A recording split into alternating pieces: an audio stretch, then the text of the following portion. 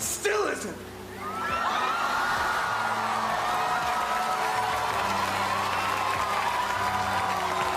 It's a lot. It just kept going on, and that was 25 seconds, and it looks like they cut some of it. Obviously, like, this guy's gay, no hard feelings, but this is not how straight men text. Ryan Reynolds is in a complete meltdown after Hugh Jackman finally decided to break his silence about their not-so-platonic bromance. They're going, like, we need this AEO designation because their careers would be ruined if the public found something out about them. But hey, can you really blame Jackman for spilling the tea when he got sued by Marvel, his only career lifeline, because of their whole mess? I guess you can't. And now's the time to be honest with yourself, Ryan, because the world has finally caught up with you. If you blink, you might have missed it. Ryan Reynolds and Andrew Garfield shared a smooch. And honestly, what started as a case surrounding sexual harassment allegations quickly spiraled into something far deeper and more complicated. At the heart of this legal mess is Blake Lively, whose involvement has raised some serious questions. Allegations have surfaced, suggesting that Lively may have developed emotional feelings for Baldoni while they were filming a project together. Is that Blake Lively developed some feelings for Justin Baldoni on set. Has happened to her. She has, been in love with Penn Badgley from, Gossip Girl, then she got with Ryan Reynolds. All these people, they're on set, and their job is to sell that they're falling in love. But have you ever wondered why this happened? Why, after being married for 8 years with 4 kids and a smile plastered everywhere, would she fall for another man? Well, maybe the answer lies in being a man who knows. He kissed a fellow Canadian actor, Scott Thompson. Now, of that moment, we just have a photo of it. And when that man rejected you, you thought you'd make a power move and sue him for sexual harassment? Now, I'm no fan of Blake. She's got a history of bullying people. But things are starting to look a lot more sinister, especially with her husband now involved strangely. While the case may have started with her accusations, it's becoming clear that Reynolds is the one pulling the strings behind the scenes. Meaning Justin Baldoni's team have been going after Ryan Reynolds for defamation, extortion, false light, intentional interference with contractual relations. They presented a very strong argument. Reynolds' influence is hard to ignore. He's actively involved in almost every aspect of the case, using his power to maintain control over the media and the situation. While some might expect him to be focused on his marriage and his wife's allegations, Reynolds seems more concerned with protecting his ego than addressing the personal issues with Lively. And I would say, having reviewed this case, having from the very beginning noticed, I think I was kind of the first one who said, no, Ryan is problematic here, because I had a source that had said that to me, that Ryan was the person who came onto set and essentially took things over after Justin Baldoni and Blake Lively allegedly were getting along great. He was filming Deadpool and Wolverine, came back, and then kind of just blew everything up, figuratively speaking. His role in the legal battle has raised eyebrows, with many questioning whether he's using the case to settle scores or manipulate the media to his advantage. As if the legal drama wasn't already complex enough, speculation about Lively's role in all of this has added yet another layer of intrigue. He has just been publicly humiliating Justin Baldoni as soon as he could, as many times as he could, and using as many A-list actors as he could. Some have even suggested that Lively is playing the role of a beard for Reynolds, a term used in Hollywood to describe a public partner used to maintain an image while hiding a deeper, often secret truth. So the idea that Ryan's going to come to court and claim that he is wrongly named in this lawsuit, it just sort of offends my sensibilities a little bit.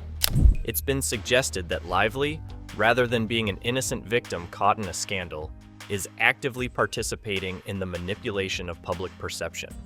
This theory challenges the narrative of her as a wronged woman, suggesting that she may be more complicit in the drama than originally thought. You keep writing yourself as a homosexual man into all of these various circumstances, and no one's allowed to question that. But anyways, he did file to be dismissed from the lawsuit, which I would say, by the way, that is standard. You're at first going to try to throw anything at the wall and say, Your Honor, I don't even want to be a part of this thing. This has nothing to do with me. But while the focus has been on Lively and Baldoni, the real bombshell has come from Hugh Jackman. The actor, who has always been a beloved figure in Hollywood, saw his reputation take a nosedive after being deposed by Baldoni's legal team. What followed was nothing short of shocking. What's that last line? Oh, he's gay. Oh, yeah, see, straight guys don't say that. There's nothing wrong with being gay in any way, but he definitely is. Jackman, once an untouchable Marvel star, now found himself kicked out of the Deadpool franchise, a move that sent shockwaves through the entertainment industry. It was clear that Jackman's future in Hollywood was now uncertain, and the collapse of his career seemed imminent. He was, in fact, a part of the bullying that happened to Justin Baldoni. But Jackman wasn't going down without a fight. Desperate to salvage his reputation and protect his future, he did the unthinkable. He exposed Ryan Reynolds. This revelation was more than just a career-saving move for Jackman. It was a desperate attempt to regain control over the narrative that had spiraled out of his hands.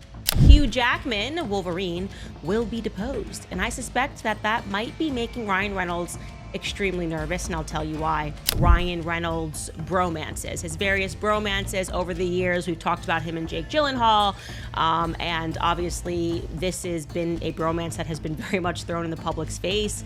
For years, Jackman and Reynolds had been the poster children for bromance in Hollywood, with their deep connections celebrated publicly by fans and the media. But as the truth began to emerge, it became clear that the connection between Jackman and Reynolds went beyond mere friendship. Ryan's kind of perpetually highly publicizing his bromances is something that I find to be quite strange, right? Mostly because he's a 48-year-old man, Ryan Reynolds. He has 4 kids, and he seems to dedicate a lot of time and resources. The layers of their relationship were peeled back when Jackman was deposed, revealing a much deeper emotional attachment between the two than anyone had realized. What started as a friendship had now become something more complicated. The intimacy of their relationship, long discussed in private, now had to be acknowledged publicly. And why does he gush about his love for Hugh Jackman more than he does his own wife? Jackman's revelations about his bond with Reynolds painted a picture of a connection that blurred the lines between friendship and something more. The way they spoke about each other, calling each other life partners and sharing intimate conversations on their regular walks, suddenly seemed a lot more significant than anyone had previously considered. On the top of page 1 of it, Blake Lively sued Jamie Heath, Justin Baldoni, etc. after they collectively launched a retaliatory social manipulation campaign to destroy and bury her because she privately spoke up about sexual harassment and inappropriate conduct. The fallout from this has been swift and unforgiving. Jackman's career, once solidified by his role in Deadpool and his beloved portrayal of Wolverine, is now in jeopardy. His firing from the Deadpool franchise was a blow to both his career and his public image. But the damage didn't stop there. The exposure of his close relationship with Reynolds has made many question the authenticity of Reynolds' marriage to Blake Lively. If Reynolds and Jackman's relationship was as intimate as it appeared, what did that mean for Lively's role in Reynolds' life? Was she merely a public figurehead, used to maintain a family image while hiding the truth about Reynolds' personal life? Financial resources to trying to convince the public that these bromances are perfectly normal. And we're not really asking for that convincing. Like, I don't need people to convince me that guys can hang out with one another, but he feels like he has to make that effort. So he's like, nothing's weird here, nothing's weird. Bromances are so normal. Ryan Reynolds and Hugh Jackman's relationship has long been a topic of fascination for the public. Their dynamic has been coined as a bromance by many, but those close to them, and even some observers, are starting to wonder whether this connection goes beyond the usual Hollywood friendship. Now the term bromance is widely accepted in Hollywood, often used to describe close male friendships that involve a level of affection and camaraderie. However, Reynolds and Jackman's relationship has consistently sparked intrigue, primarily because of how often they publicly gush about one another. Legally speaking, other than being a supportive spouse who has witnessed firsthand the emotional, reputational, and financial devastation that Miss Lively has suffered. And then they say nothing. He's got nothing to do with that whatsoever. Reynolds, in particular, has been known to openly compare their bond to that of a marriage. In interviews, he has frequently spoken about Jackman in terms that raise eyebrows. especially given his own marriage to Blake Lively. The way Reynolds talks about Jackman, how he's rooting for him all the time and considers him his life partner, has caused many to question the true nature of their connection. And so the fact that we need a term to describe two men going out to dinner, I think, is very revealing about what men are allowed or are not allowed to do. In one interview, Reynolds remarked, "The secret sauce to a long-lasting Hollywood friendship is not too dissimilar to having a partner or a marriage." His words, though seemingly innocuous, carry weight when viewed in the context of his own personal life. He shares this sentiment about Jackman, but when it comes to his wife, Blake Lively, the tone is starkly different. Despite being married for over a decade, Reynolds has never expressed the same level of emotional connection with Lively in public. The discrepancy between his passionate praise for Jackman and his more reserved words for Lively has led many to speculate that their relationship might not be as straightforward as it appears on the surface. It's a weird thing for them to be trying to constantly tell us, and he's always playing this role of kind of making a lot of gay jokes and like trying to normalize all of these gay jokes, but nobody's actually asking him to do that. While Jackman has been a constant presence in Reynolds' life, their public interactions have drawn attention for all the right and wrong reasons. The way Reynolds has gushed about Jackman in interviews, describing him as someone who provides unbelievable advice and whose friendship has been invaluable, appears to elevate Jackman to a position in his life that few would expect, especially considering Reynolds' marriage to Lively. It's almost as if Jackman has become a central figure in Reynolds' personal and professional life, a partner in ways that go beyond the usual friendship. No judgment from me, but Hugh Jackman has been plagued with rumors of homosexuality throughout his entire career. It has been speculated. When compared to the affection Reynolds displays towards Jackman, his relationship with Lively seems emotionally distant. While Lively is certainly a major part of his life and the mother of his children, the public displays of affection between the two are noticeably absent. In contrast, Reynolds is constantly talking about Jackman with an emotional intensity that is rarely seen when he speaks about his wife. For a man who is married to one of the most famous actresses in Hollywood, his lack of public affection towards her raises eyebrows, especially in light of his overwhelming praise for Jackman. They had done this thing where they were very heavily implying that Ryan Reynolds was gay. Unbeknownst to me, Ryan Reynolds actually played Ryan Reynolds in the Family Guy skit. Reynolds' involvement in various skits and roles that play with the concept of homosexuality has further fueled the rumor mill. You gotta taste this lamb tagine. Here. Oh, no, that's okay. Come on, you'll love it. Just a taste.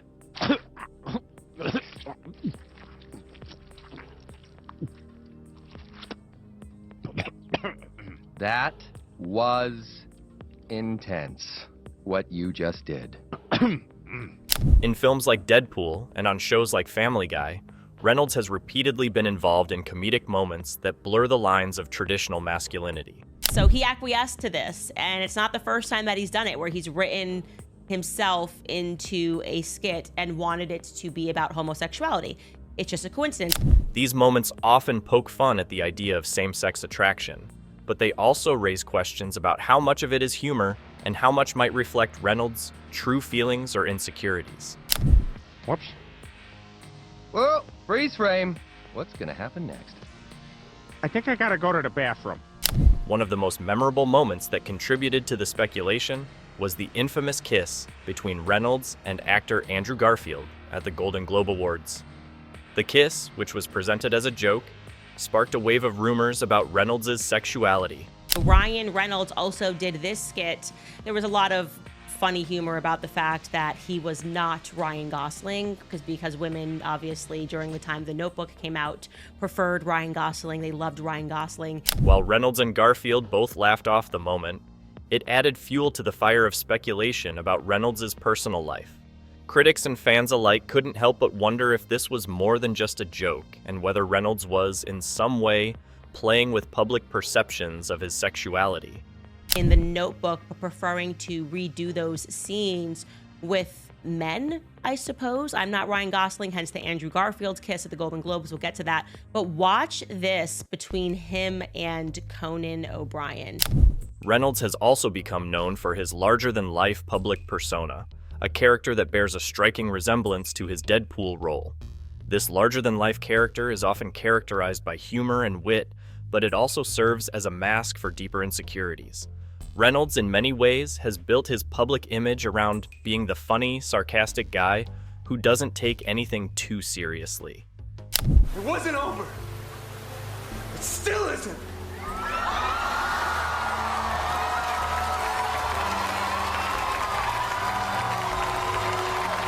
The kiss is still happening. The kiss is still happening. It's still happening. However, this persona often feels like a defense mechanism, one that helps him deflect from more serious questions about his personal life. His repeated involvement in skits and roles that involve same-sex attraction may be an attempt to downplay the intensity of the rumors and distract the public from the questions about his emotional life that continue to linger. And he had a moment with Patrick Warburton, and they decided to be funny and kiss.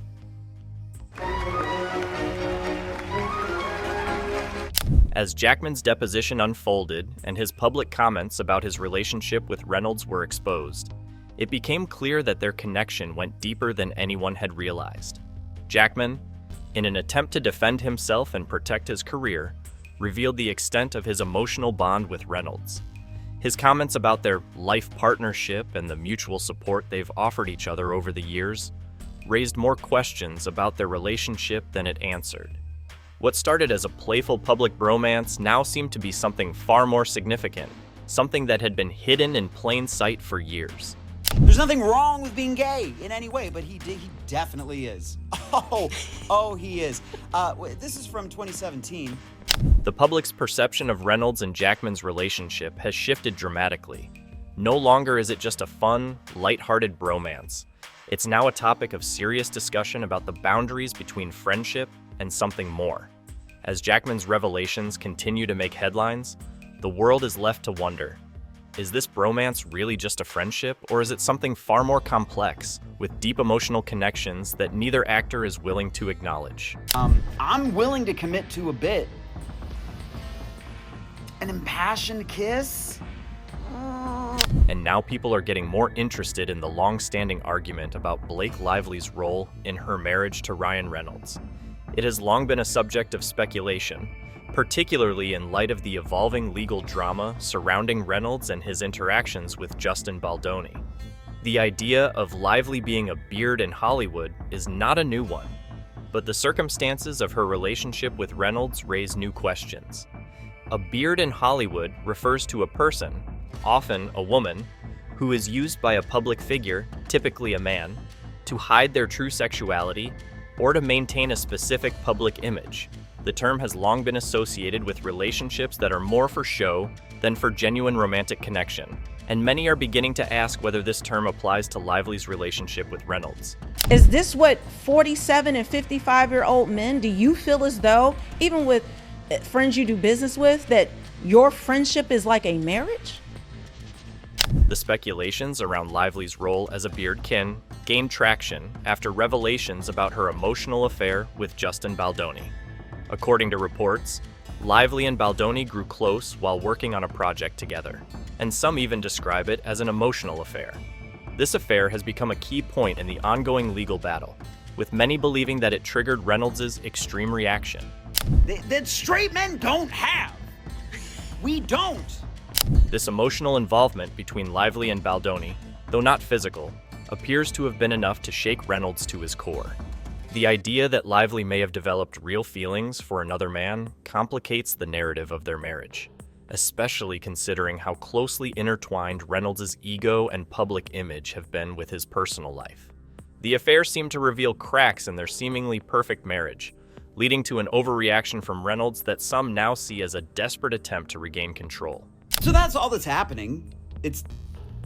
He's a closeted gay man, and that's just, when you deny yourself that truth, you're just gonna do weird, crazy shit. In many ways, Lively's role in the relationship with Reynolds appears to be more about public optics than genuine partnership. Publicly, Reynolds and Lively have long been one of Hollywood's golden couples. Their relationship has been the subject of countless interviews, magazine spreads, and social media posts, all of which reinforce their image as a loving, supportive duo. However, behind the scenes, it's increasingly clear that Lively's role may be less about true emotional connection and more about maintaining the image of a perfect Hollywood family. And everyone around you is gonna have a hard time because you're like trying to fit this square piece in a circle. This public role that Lively appears to be playing has been further complicated by Reynolds' behavior. His reaction to the emotional affair with Baldoni, combined with his ongoing legal maneuvers, indicates that his public image has become his primary concern, far more than the private workings of his marriage. In a sense, Lively's role as a beard may be tied directly to Reynolds' overwhelming need to protect his public persona. At the time that he separates from his wife, and you just wonder if that's also partially the reason why Blake's team is adamant that they need this AEO determination. One of the more interesting aspects of the legal battle between Reynolds and Baldoni is the attorney's eyes only, AEO designation that Lively's team pushed for. The AEO designation is a legal tool used to restrict access to sensitive information, allowing only attorneys to view certain documents. Lively's team sought to use the AEO designation to protect information that could potentially damage third-party careers. They want the judge to agree to an attorney's eyes only designation to protect, as they term it, highly confidential information that could destroy the careers of the third-party people that are involved. This request is highly significant in the context of the case, as it suggests that Lively and Reynolds were seeking to keep certain aspects of the affair and the underlying drama out of the public eye. The desire to classify documents as AEO raises questions about what information might be contained in these documents and why it is deemed so sensitive that it could ruin careers if revealed. The secrecy surrounding these documents adds a layer of intrigue to the case, as it hints at potentially explosive information that could further complicate the public perception of Lively's marriage to Reynolds. But they're third parties and they're going to get deposed and we're going to get to subpoena some information, and they're going like, we need this AEO designation because their careers would be ruined if the public found something out about them. In many ways, the push for the AEO designation mirrors the broader desire for secrecy and control in the Reynolds-Lively relationship. Just as Reynolds has gone to great lengths to protect his image and career, Lively's legal team is working to ensure that any information that might negatively affect them stays hidden from the public. Just imagine what we're going to find when we can read text messages between him and Hugh Jackman. The request for AEO documents also reinforces the notion that Lively's role in this whole saga is less about being a partner in a traditional sense and more about serving as a shield to protect Reynolds' career. By keeping damaging information under wraps, Reynolds and Lively's team are working hard to maintain the image of a perfect marriage and family, despite the reality behind the scenes. Justin Baldoni and co. are alleging is that they were behind the scenes in order to receive what? Well, control over the movie, right? There is evidence that this is exactly what Ryan Reynolds and his wife did in order to take control of the movie, that they went to the studio heads. Meanwhile, Reynolds' legal battle with Baldoni continues to escalate. Baldoni's lawsuit against Reynolds is centered on claims of defamation, extortion, and false light, with Baldoni accusing Reynolds of using his Hollywood influence to ruin his career. Ryan Reynolds did call Justin Baldoni a predator. According to Baldoni, Reynolds not only used his influence to malign him publicly, but also called him a predator to a WME agent, which Baldoni argues is defamatory. Remember, they had in their lawsuit said that he went up to a guy that worked at WME. This was allegedly at the Deadpool and Wolverine premiere, and said, you need to let go of him from WME because he's a sexual predator. These accusations point to a larger pattern of Reynolds trying to manipulate the narrative surrounding Baldoni, using his power to shape how the public perceives him. Reynolds' involvement in the lawsuit has been seen by many as an attempt to silence Baldoni and protect his own reputation, which has only intensified as more details about the affair and Reynolds' actions come to light. And their argument to that is, well, Ryan believed that that was true. Ryan believed that he was a predator, and therefore, this is not problematic because he believed it. One of the most serious allegations in Baldoni's lawsuit is the claim that Reynolds orchestrated a smear campaign to destroy Baldoni's reputation in Hollywood. This accusation suggests that Reynolds' actions went beyond a personal dispute and were part of a larger effort to sabotage Baldoni's career. The entirety of the plaintiff's defamation claim appears to be based on the 2 times that Mr. Reynolds allegedly called Mr. Baldoni a predator, but the FAC, which is just the initial filing, the filing of the amended complaint, alleges no plausible facts that suggest that Mr. Reynolds did not believe this comment to be true. The claim that Reynolds called Baldoni a predator and tried to use his influence to get the film studio to drop. Baldoni raises serious questions about the ethics of Reynolds' behavior. In addition to these claims, Reynolds is also accused of using extortion tactics to manipulate the production of a film, including threats to release damaging information about Baldoni in order to get his way. Calling someone a predator amounts to constitutionally protected opinion. So I want to tell you that this is actually the strongest part of their argument that's being made, because I will say truthfully, it's a good defense. It's not strong enough to get him dropped from this lawsuit or dismissed, but an actual belief in the claim would be sufficient enough to prove that there was no actual malice, right? That Ryan Reynolds was not acting in reckless disregard to the truth. This raises further concerns about Reynolds' willingness to go to extreme lengths to protect his public image and career, even at the expense of others. Reynolds has defended his actions, claiming that his statements about Baldoni being a predator were simply his personal belief, and that they fall under the protections of free speech. However, this defense has been met with skepticism. And I actually do believe that Ryan Reynolds has demonstrated that he's a narcissist. He's a total narcissist. He cannot comprehend a world. I truly believe he cannot comprehend a world in which him and his wife are not liked. Many observers believe that Reynolds' statements were made with malicious intent, and the fact that Baldoni is suing for defamation and extortion only strengthens the argument that Reynolds' words and actions were not merely a form of protected speech, but an attempt to publicly destroy Baldoni's career.